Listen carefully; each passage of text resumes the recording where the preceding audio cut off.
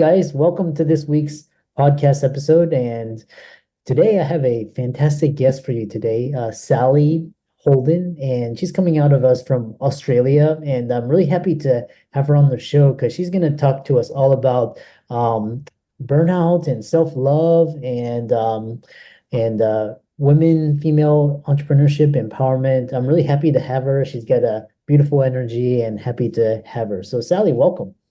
Thank you so much, Chris. It's wonderful to be here with you today, and being able to share hopefully some nuggets of gold that can be really supportive for you, for listeners. Yeah. Well, excellent. So I love the story origin. So kind of talk about, yourself and how you got started, and we'll dive right into it. Yeah. So my story kind of, the biggest part of it really started around 2008 when my marriage broke down. My mum passed away shortly afterwards in 2010. And honestly, it was a really difficult time in my life where I was faced with becoming a single mum. My girls were only 6 and 8 years old at the time. And I figured that I really needed to work things out very quickly for myself in order to be able to provide financially, but more than that, to be able to show up and be the mum that I really wanted to be for my kids. And I had a very clear line in the moment sand.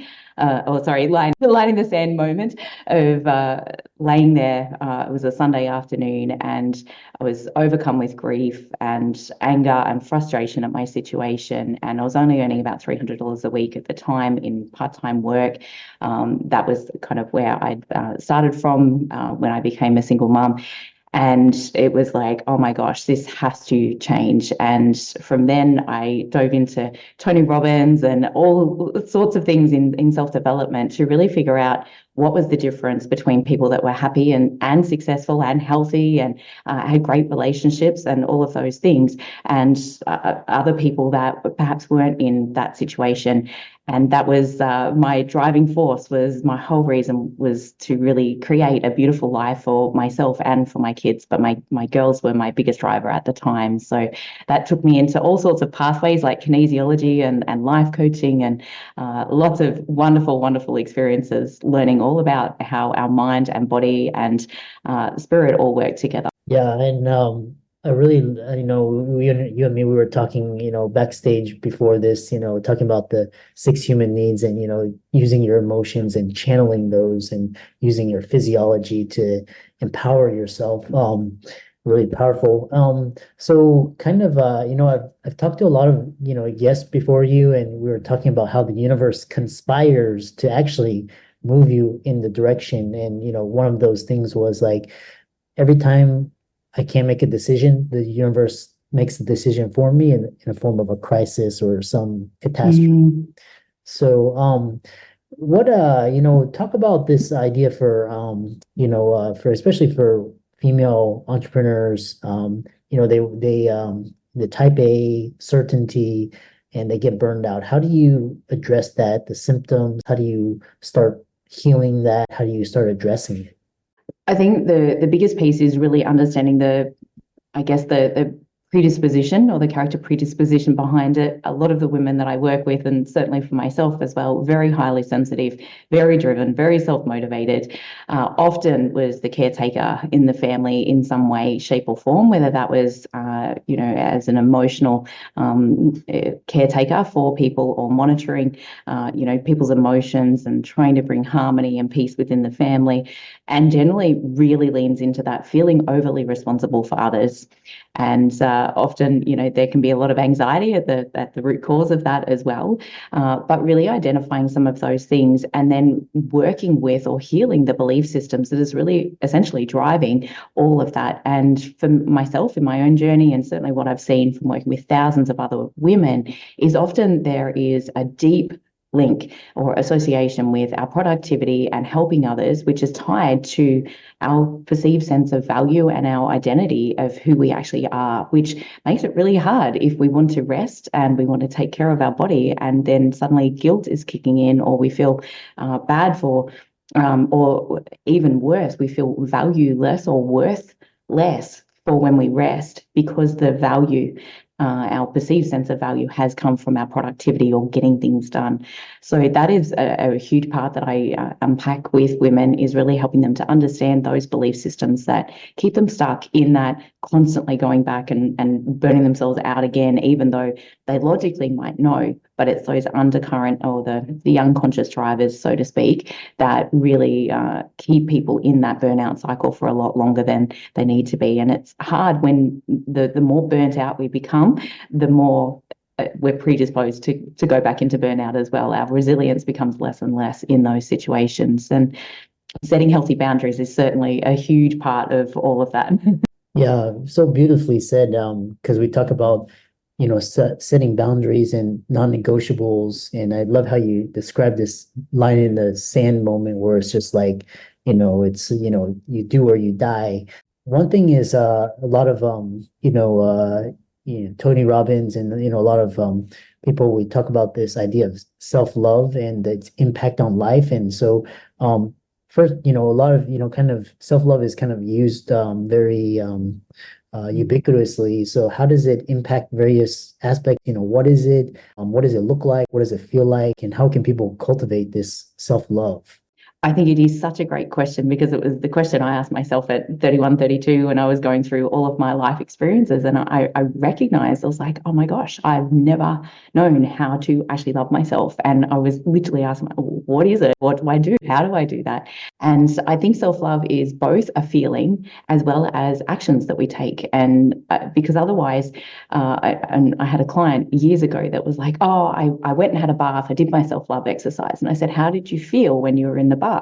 She said, I was beating myself up the whole time for not getting the other stuff done. And I went, this is not self-love. It's like, it's really about valuing. And one of the exercises that I normally start with is, what do I like, love, or appreciate about myself? Often it can be really hard for some women if they've never actually really deeply felt that sense of self-love. It can be hard and kind of confronting to begin with. So really just acknowledging perhaps some of the character traits or some of the, it can be actions that we do. What do I like about, I like that I'm friendly, or I like that I smile at others, or I like that I'm helpful, or, any of those things. But really getting to the core of our characteristics and who we actually authentically are as a person as well. And certainly the impact that I've experienced in my own life. I went through 14 years of a very difficult relationship, very unhealthy in many ways. And that was a total reflection of how I actually felt about myself at the time. My self-worth was so low, my self-love was so low, that I was so willing to take whatever breadcrumbs that I could kind of get at the time. And I really felt like a doormat. I felt used. I felt very much in a victim state. And a lot of that was because of how I actually felt about myself. And I honestly believe that was all that I was deserving and worthy of. And so the more that we start to challenge some of these beliefs or some of these ideals that we hold about ourselves, and one of my biggest ones also was that I'm fat and ugly and no one will ever love me. And I honestly believe that as a core truth from 13 to 32, until I learned actually how to start to challenge some of these thoughts that I have had in my own mind about myself. And when I started to realize, oh my goodness, like, wow, it's, that's actually not true, and could really start to just even acknowledge, I like my smile, or I like my skin, or just small parts of myself from a physical aspect as well, because I think that is another challenge that women go through, is there's so much based upon our physical appearance, as well as not only who we are as a person, and Yeah. what we do. So I think that can be some small ways that we can start to change the relationship with ourselves. But the more that I really embrace these core parts of me, and part of that was embracing my sensitivity, which traditionally or in the past I'd received a lot of judgment for, a lot of shame about. And when I really recognized that those parts, that they were actually superpowers, they were actually gifts, and there's no way I could do the work that I do today without that level of sensitivity and without that level of attunement with others. So again, sometimes, things that when we've had projections placed upon us, or, other people haven't been okay with that, really starting to break down those belief systems around what that actually is and how that possibly could be a superpower for you as well. So, yeah. Yeah, such a beautiful response, and it's quite interesting because it's shocking, kind of uh, you know, how we are so hard and tough on ourselves, but we're Mm. gentle and easier on others. And this whole premise around boundaries and self-love is a lot of a lot of emotional trauma. So talk about addressing the challenges with childhood trauma, emotional trauma, and how forgiveness, letting go impacts those Mhm. that aspect into developing into healthy emotional beings. I think definitely from my own experience, really starting to understand what we were praised or rewarded for. What did we receive love for? And perhaps what were we shamed about? Or, where did we lose love or where were we punished perhaps in those situations? Because it's where we will actually hold the most judgment for ourselves. And what I love, one of the processes I use is the Byron Katie work. May be familiar with that or not be, but it's a beautiful way of really starting to look at our thoughts and challenge our thoughts and really question whether they actually are valid or true. And that's certainly the process that I've used to free myself from so many beliefs and thoughts that I've had over the years. Because when we've had those childhood experiences, generally it's been through the lens as a 2-year-old or a 5-year-old or an 8-year-old, which doesn't have that full adult's perspective even. And so we can have something as innocent as a mum disappearing around the corner when she's shopping, and in that moment we look up, we don't see a parent or a caregiver present, and we register abandonment or we register being left. And that even can register as some form of fear that shows up in the system. And that's not to dismiss or invalidate anybody that's been through really difficult childhood experiences as well, obviously. But our inner critic, and I'm actually running a masterclass on this tomorrow for my free Thrive group, to really understand these pieces, that our inner critic is actually very pro-survival. So it often wants to protect us and keep us safe by trying to make us better and by trying to be more perfect. And obviously, can cause a lot of anxiety and all of those things, but a lot of those belief systems or how hard our inner critic is on us.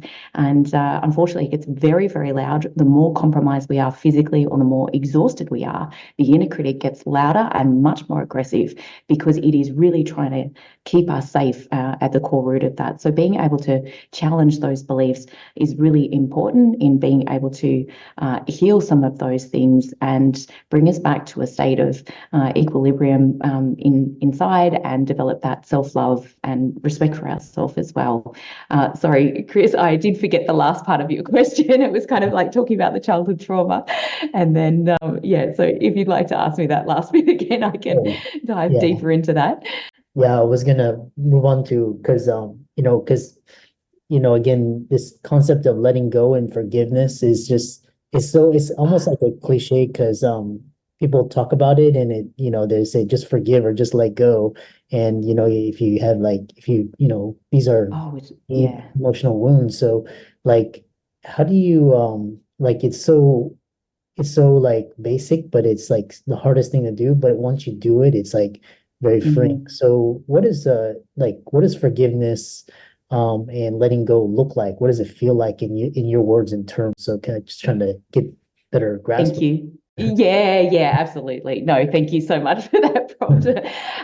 So in terms of letting go or forgiveness can be such a triggering word for people because it can sometimes feel like, well, if I forgive them, I've let them off the hook or it's going to happen again. There can be a lot of fear around forgiveness. And I find a beautiful analogy, and remembering that forgiveness is for you only. It's not about the other person. And the analogy that I always use is when we're holding on to anger, rage, any of those things, it's understanding again that that is a very protective mechanism. Anger always arises as a boundary, as a key indicator that this was not okay for me. So it's important to listen, I think, first and foremost to that anger and really acknowledge the anger and also the grief that sometimes can be very interlinked when we've had very difficult experiences. And part of that letting go experience, I believe, is feeling those emotions fully.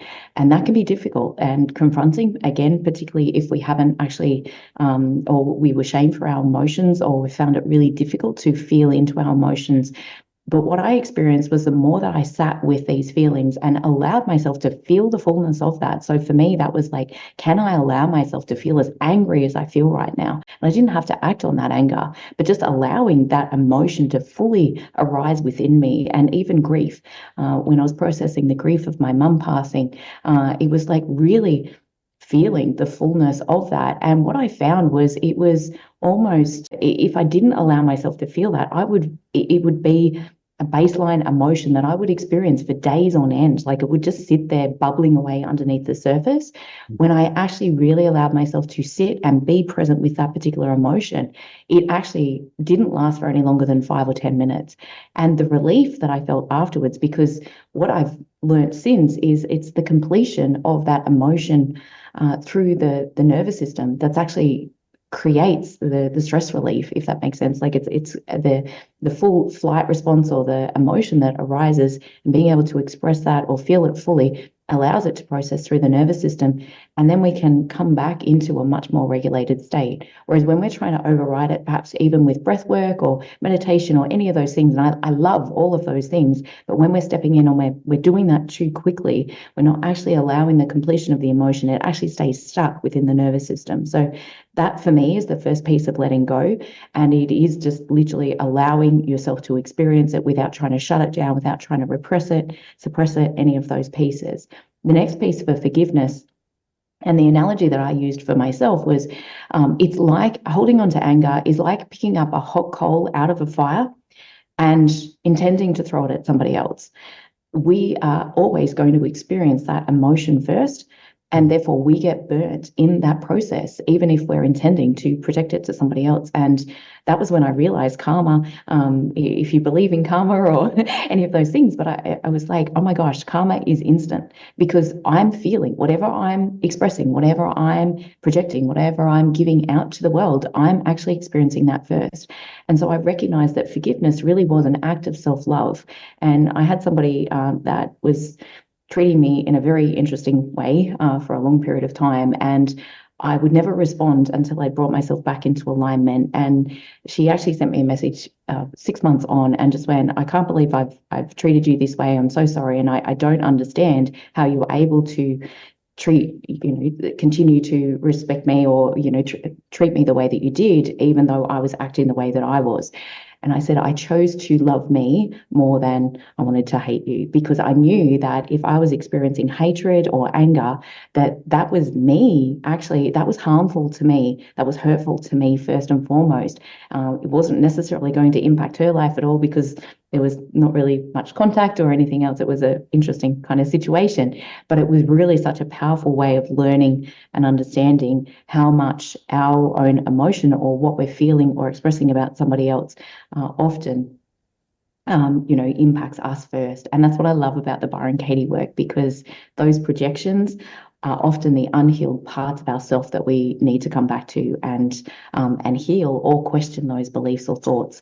So it can be very powerful in a work. Yeah. Yeah.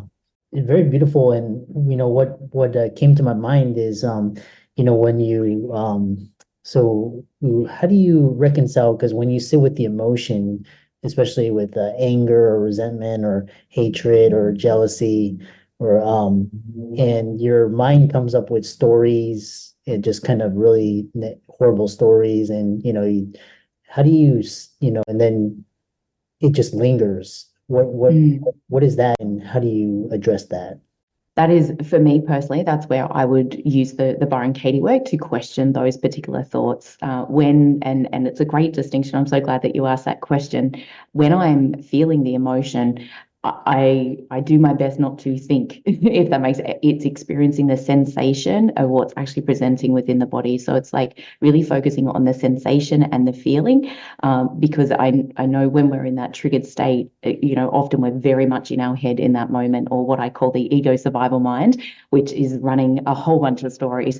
And the more that I started to question some of those stories as well, often, even if I was like felt judged by somebody else, often it was the deeper fear that I was judging myself for that particular thing. So doing the turnarounds with the Byron Katie work, and if you're familiar with that, you'll know exactly what I'm meaning. But generally, it's like they're judging me, and then it would be a turnaround would be I'm judging me, I'm judging them. And it's like, oh my gosh, I'm judging them for thinking that they are judging me. And so sometimes that's just a very simplistic way of starting to understand some of those turnarounds. But I found it a very liberating experience in that there was 99.9% of the time, there was always something that was very relevant about what was within me that yeah, I was projecting outwardly or I was experiencing within that as well. So that really made such a difference to being able to, I guess, break down some of those stories and really be able to hold somebody else's viewpoint or somebody else's perspective without needing to make mine wrong or without needing to make theirs wrong. And I think that is a huge challenge that we experience in relationship. And certainly where my mind used to be, it's like I'm wrong and they're right, or they're wrong and I'm right. And what I found was my ego was very defensive in trying to figure out how I was right in that particular situation, as opposed to really embrace and understand both people's perspectives.